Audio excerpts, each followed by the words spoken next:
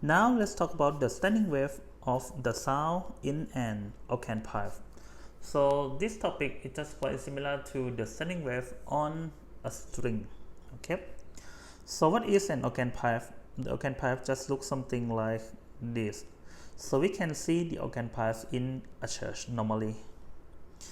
In this case, we just want to study the two types of the scan pipe. Okay, the first one is that the both ends of the octave pipe are open, so the both ends here just open. And another type is the octave pipe, which is the one end is open and the other end is closed. Okay, so in this case, this end is closed. So let me take a note here. So it's be the closed end. Okay, and here is going to be the open end. Okay, but now before we talking about the standing wave in these types of the octave pipe, right? So let's look at these simulations. Okay, so you can see that, right? Here we have a closed end at this position and we have an open end at this position, and then we have just some disturbance. Okay, let's try to disturb the molecules of the air inside the pipe, right? If we look at the displacement graph, which is this one, okay, you can see that at the closed end here, right, at the closed end here, the molecules which is actually at the closed end, right, if we have the displacement equal to the 0. Why?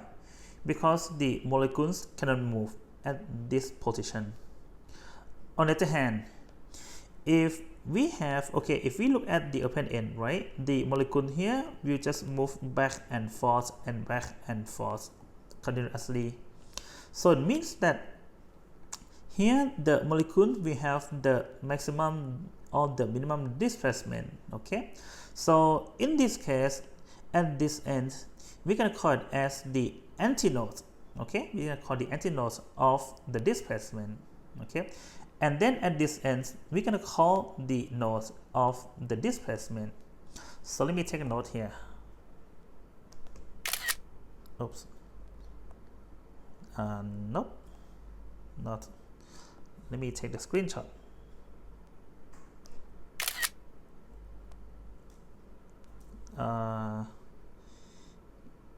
Nope.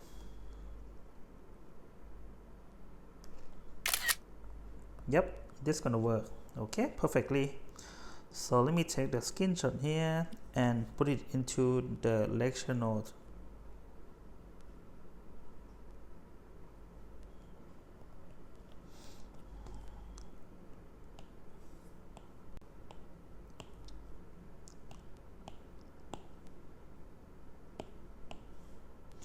Yep. Okay, so let's take a look, right? So let me take a note here. So we can say that at this end, right, it's gonna be the node, right, of the displacement. So in this case, we just call it as the displacement node. Okay, so at this end, we just call it as the displacement node. And then at this end, right, we're just going to call it as the displacement antinode.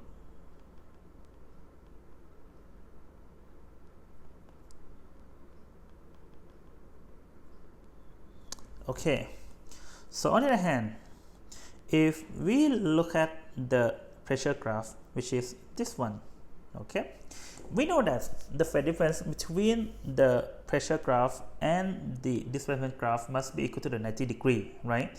It means that if the displacement is a node, then the pressure must be antinode. Or if the displacement is the antinode, it means that the pressure must be the node, right? But now we're going to try to understand this from these simulations, okay? So let's see here, okay? So let's see at the closed end.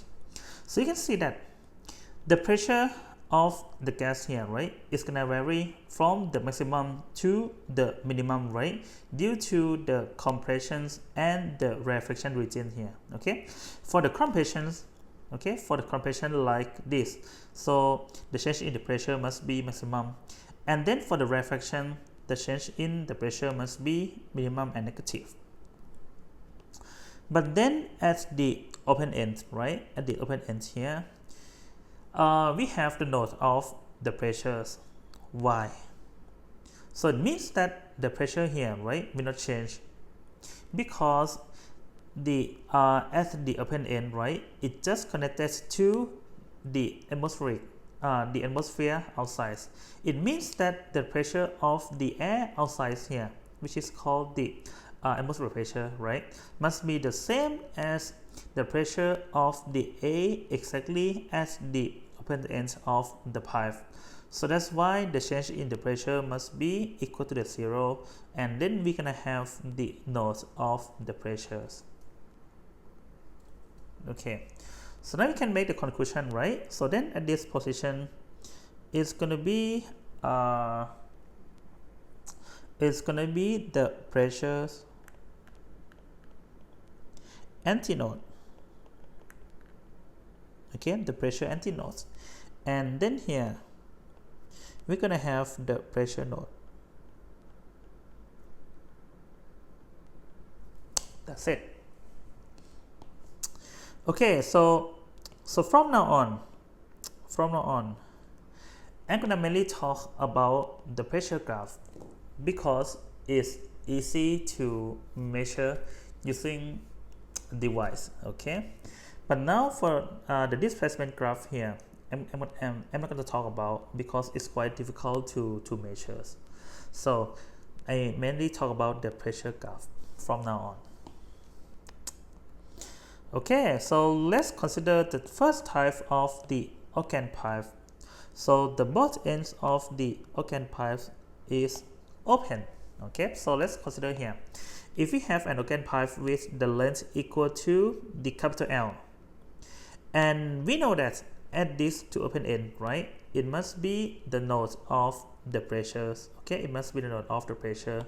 So it means that the first graph that we can have is gonna look something like this.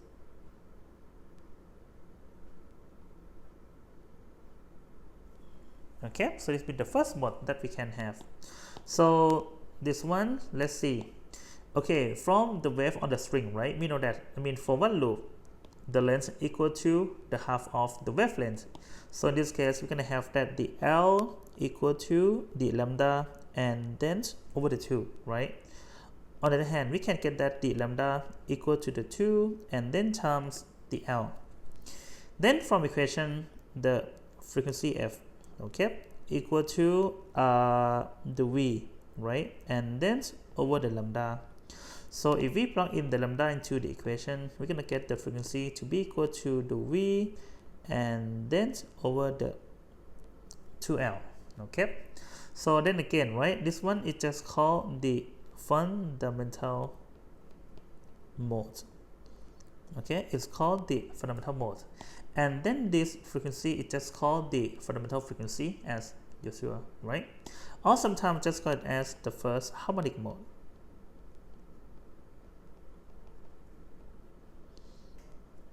Okay, sometimes just call it as the first harmonic mode.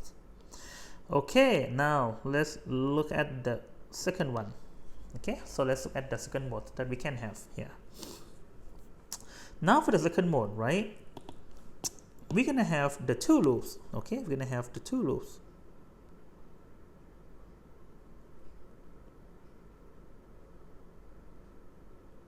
Yep, the graph should look something like this. Okay, so now in this case, you can see that for each loop, right, is lambda over 2. So now we have the 2 loops. So it means that this distance must be equal to the lambda.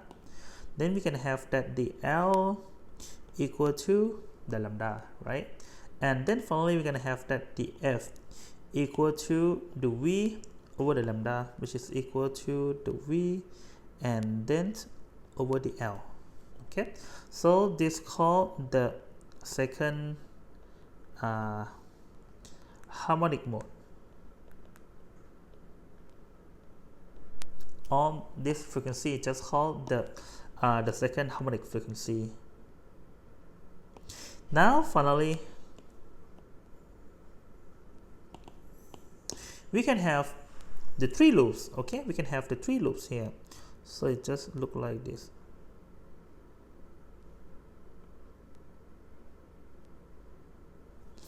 Yeah, so now we have the 3 loops, right? Then again we say that for each loop distance equal to lambda over 2, but now we have the 3 loops. It means that in this case, the L must be equal to the 3 lambda and then over 2. Okay, so that's be the L. And also we're gonna have the F equal to, okay, so we said that the F equal to the V and then over the lambda, right? So we can just simplify to get the F equal to the 3V and then over the 2L. So this mode. Yep. So this mode is just called the third harmonic mode. Or this frequency is just called the third harmonic frequency.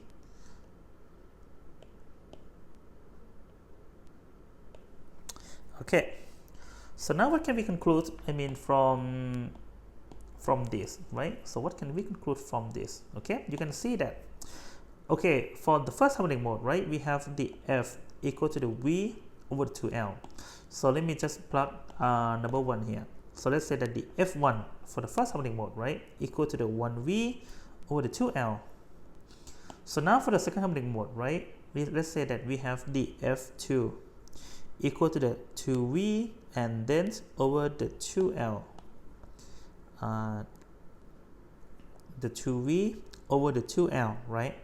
And then finally for the third harmonic mode, we're gonna have the F3 equal to the 3V and then over the 2L. Okay, so now let's notice, right, F1 1V over the 2L, F2 2V over the 2L, and finally for the F3, right, we have the 3V over the 2L. So then for the conclusion, right, for the nth harmonic mode, okay, so it means that we're gonna have the n loops for sure. Okay, we're gonna have the n loops for sure. The frequency, the Fn, okay, the Fn is gonna be equal to the nV and then over the 2L, okay, or just equal to the n times of the the n times of the F1. Okay, the F1 is the fundamental frequency or the first harmonic frequency. So it means that for the frequency of the nth harmonic mode, right, it's going to be equal to the n times of the fundamental frequency. That's it. Okay. One more thing, if we compare this question, right, to the wave on the string, which is here, right, the wave on the string, so you can see the similarity, right? We just get the same equation here. Okay, yeah, let me just write down the n equal to the 1, 2, 3 and etc.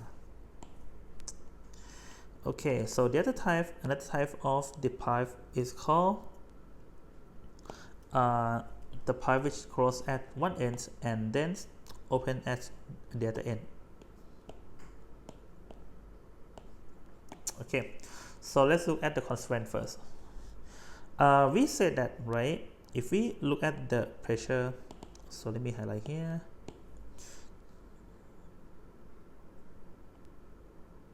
Okay, so if we look at the pressure graph, right, we say that at the open end it must be the node of the pressure, but then at the closed ends it's going to be the antinode of the pressures. Then in this case, the first mode that we can get is,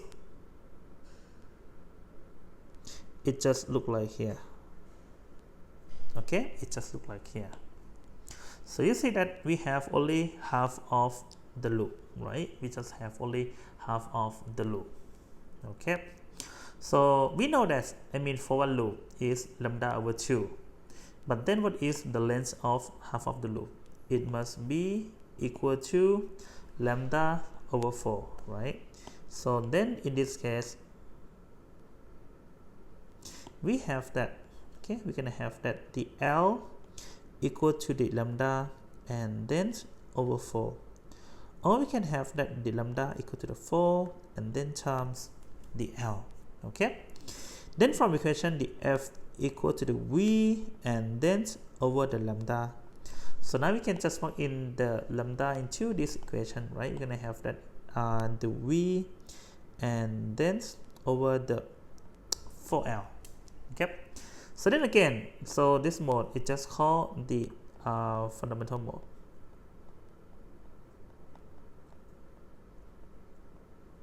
Or sometimes just called the first harmonic mode.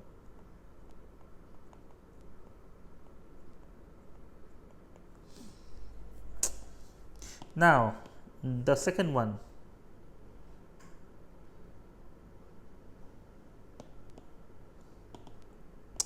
Okay, so then here, right, we said that at the open end it must be the node of the pressure, and then at the closed end it must be the node of the pressure.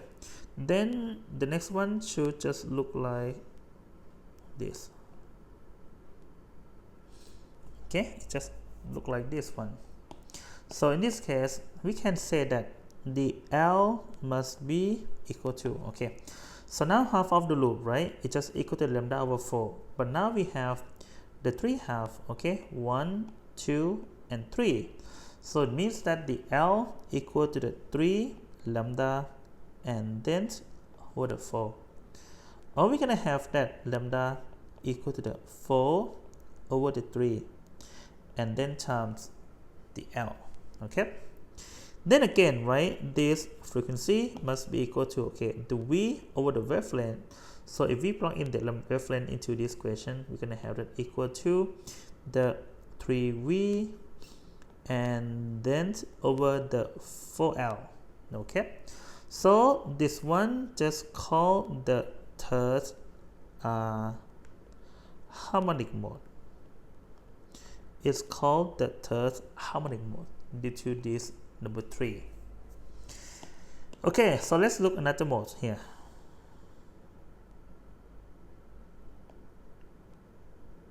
Okay, so now for this mode, right, we're gonna have, okay, the 2 loops and a half.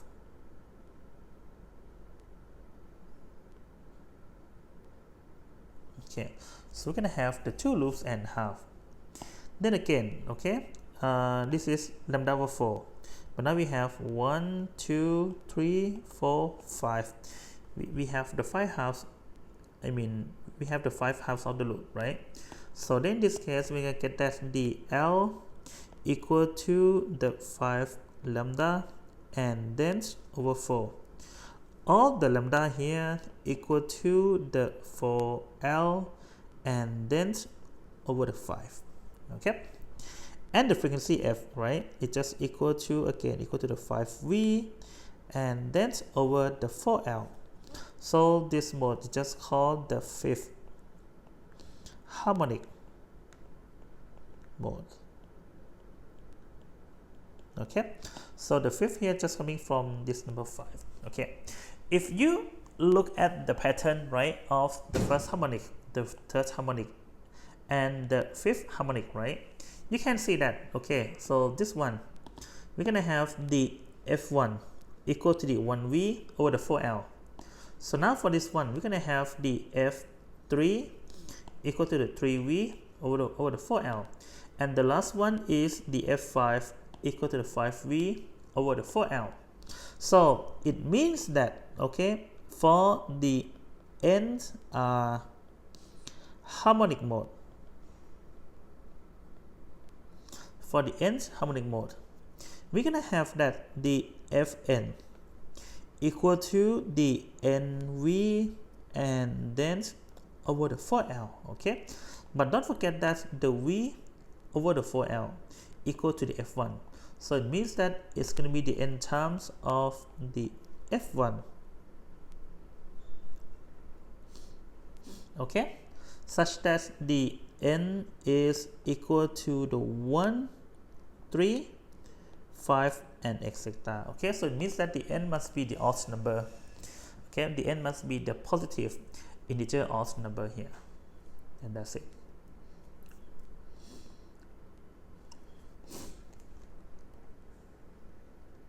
Okay, so now let's look at some examples. Okay, so let's look at some example. Okay, the first one. A 1.20 meter long pipe is stopped at the one end, right? So it means that one end is open and the one end is stopped. Okay, so near the open end, there's the loudspeaker that is driven by an audio oscillator whose frequency can be varied from the 10 to the 5000 Hertz. So let me take note first. We have the L, right, equal to the 1.20 meter, and the frequency can be changed from the 10.0 Hertz and then to the 5000 Hertz. Okay, so neglect any end collections. So now for the part A, what is the lowest frequency of the oscillator that will produce the resonance within the tube? What does it mean by the part A?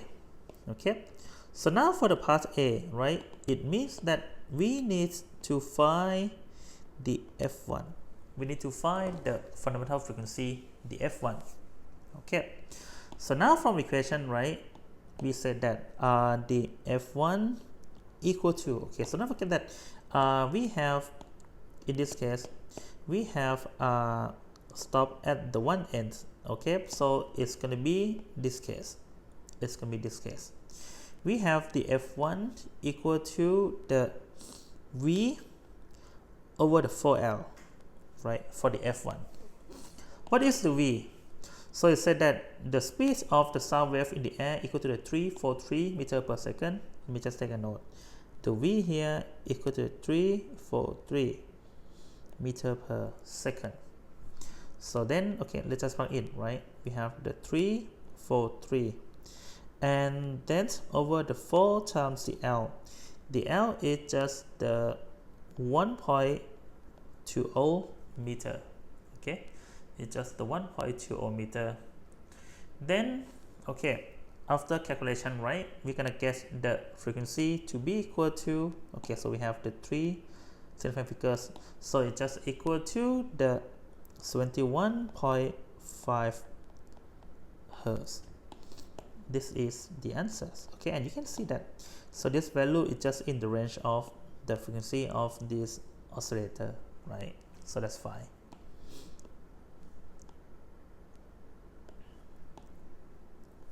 Part B.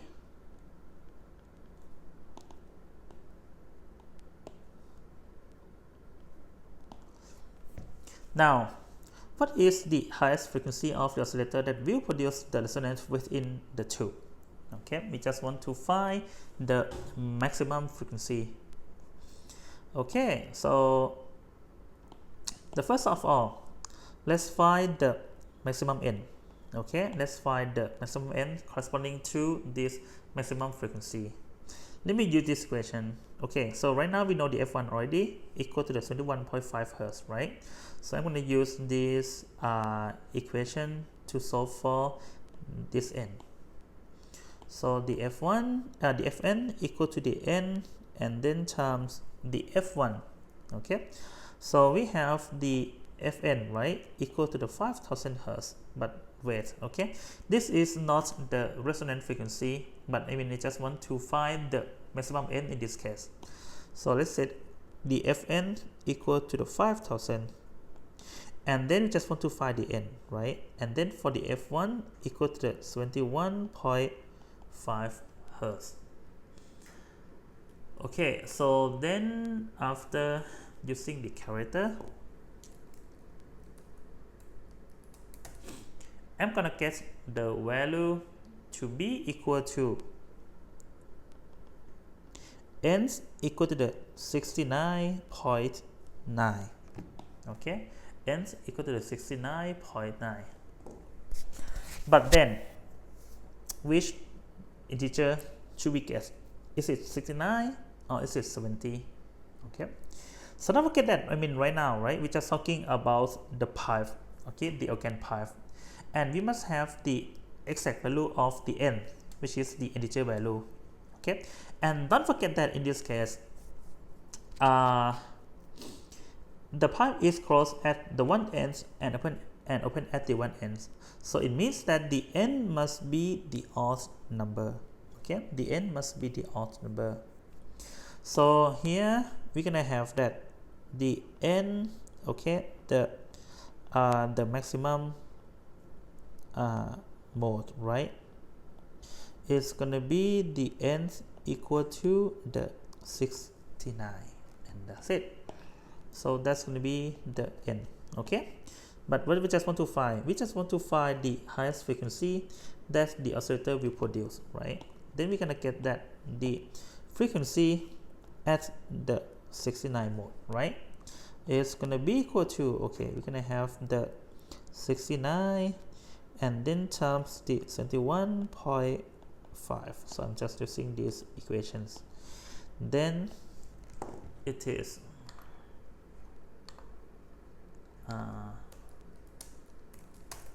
yeah,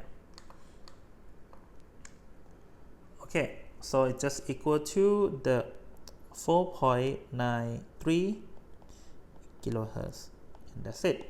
So this is the answers.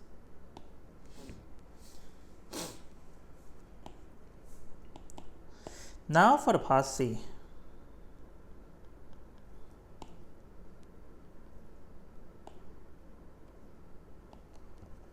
Okay, so how many different frequencies of the oscillator will produce the resonance within the tube? Okay, so one thing that you need to keep in mind is that the n must be the odd number, right, the odd integer number. So it means that we're gonna have the n equal to the 1, equal to the 3, equal to the 5, and then etc., and then until the 69, right? So how many n in this case? From 135 to 69. Okay, so let's think a little bit, right? So we have the total number of the n is, okay, is just only 35. Okay, it's just only 35.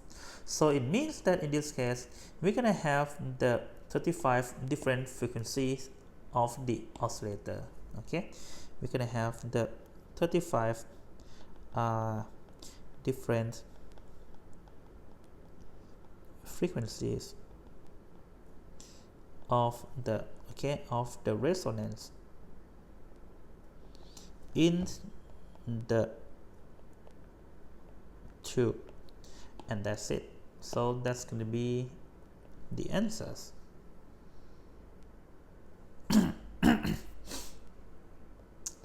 Okay, so now let's consider another example.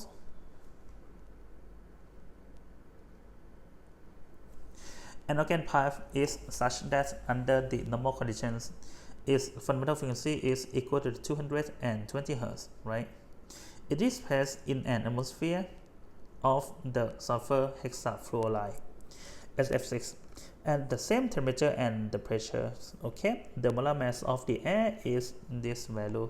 Let me just take a note first. We have the molar mass of the air equal to 29.0 times 10 to the negative 3 kilogram per mole, right? And we have the molar mass of the SF6, okay, the molar mass of the SF6, which is equal to the 146 times 10 to the negative 3 kilogram per moles as well. Okay, and now, okay, for the first sentence here, right, organ pipe is in such under the normal conditions. So it means that the okay, it means that the Ockham pipe, right, is just going to be in the air. Okay, so then we're going to have that the fundamental frequency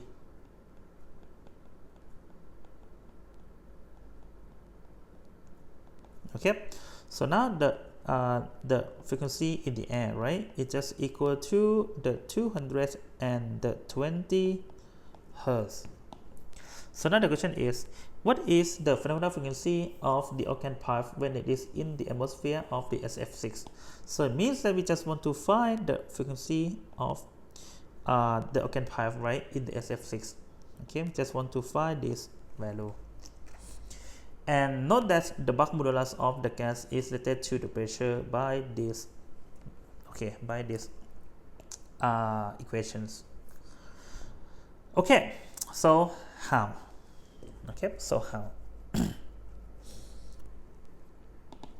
One thing that we can guess, okay, from the questions is that it said that in both cases, right, you're gonna have the same conditions and the same pressures and the same temperature, and then in the same Ockham pipe. Okay, so in this case, it means that in both cases here, for the air and for the SF6, we're gonna have the same length, okay, the same length of the Ockham pipe, right? We're gonna have the same length of the Ockham pipe. So it means that for the fundamental frequency, right, if we have the same length of the Ockham pipe, it means that we're gonna have the same wavelength as well. Okay, we're gonna have the same wavelength lambda. So that's the one thing that we can see. Okay, so now I just want to find, okay, the frequency of the SF6, right? And we know the Mach modulus equation, which is equal to this one, and we have the molar mass here. Okay, so let's think first, which equation in this chapter which is related to the Mach modulus? Which one? Okay, which one? Right, it is this. It is the V, right, equal to the square root of the Mach modulus, and then over the lambda, which is the density of the fluid, right? And the Mach modulus is the density, and the B is the Mach modulus of the fluid as well. In this case, it's with the gas. Okay, so let's just plug in this equation into this one, right? Because just given to us, equal to the square root of, okay, the gamma times the pressure, and then over the density. By the way, what is the gamma here? The gamma here is called the adiabatic index. Okay, it's just called the adiabatic index, which is depending on the, okay, it just depends on the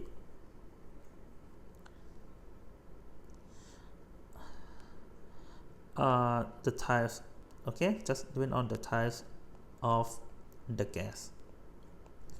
Okay, so you're gonna learn this one. So you're gonna learn about the adiabatic index in the chapter of the ideal gas and the thermodynamics, right? Just later, from this chapter. Okay, then now we said that we just want to find, we just want to try to link the pressure, right, to this condition, the temperature and blah blah blah here. Okay, and we just want to try to link this to the molar mass as well. So how? Okay, so how? We have one equation which is for the ideal gas, right? The PV equal to the nR and the T. Remember, PV equal to the nR T. And also for the N, right? For the number of the moles, it's just equal to the small m and then over the capital M times the R and then times the T, such that the small m here is going to be the mass of the gas, and then this capital M is called the molar mass. Okay, it's called the molar mass. Then if we move the V into the right hand side of the equation, right, we're gonna have that the P, okay, the pressure, equal to the RT and then over the capital M. and then we're gonna have the small m and then over the volume. Okay, so what is the mass over the volume? It's just equal to the density of the gas. So in this case, it's just equal to the rho times the R and then times the T and then over the molar mass, right? Then equation of the V, okay, equation of the V here is going to be equal to the square root of the gamma, okay, and then times the rho times the R and then times the T over the M, right? And then again totally over the rho as well, so because we have the rho here.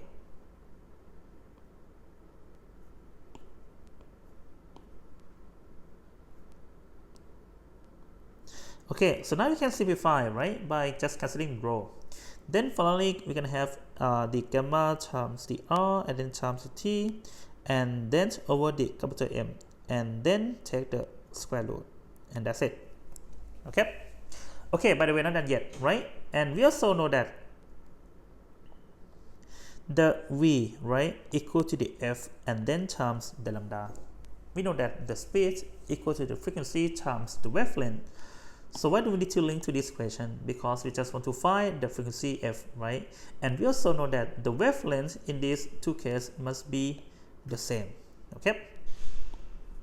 Then finally, we're gonna have that the frequency is just equal to 1 over the wavelength and then the square root of the gamma R T and then over the M.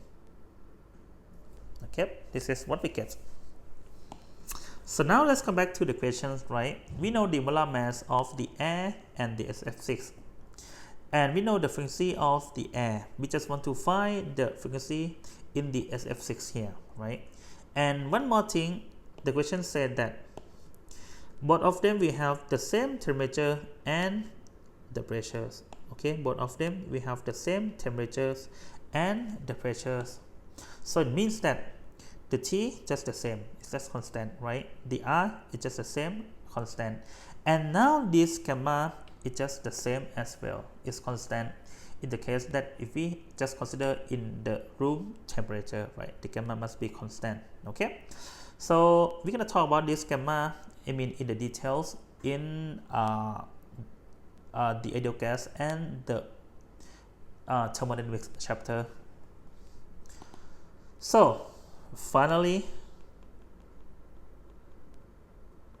we can get that the frequency of the SF6 and then over the frequency of the air, right, is going to be equal to the square root of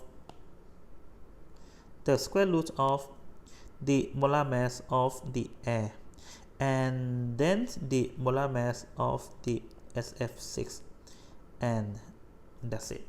Okay, and that's it. So this is what we get. So finally, the frequency in the SF6 equal to, okay, so now for the air, right, it's just equal to the 220 Hertz. And the square root of, okay, so now molar mass of the air is just equal to this value. Okay, so the 29.0 times 10 to the negative 3 and then over the molar mass of the SF6 equal to this value, so 146 times 10 to the negative 3. Okay, so after using the calculator, right, we're gonna have the answer to be 98.0 Hertz. So this is gonna be the fundamental frequency of the organ pipe which is inside the SF6.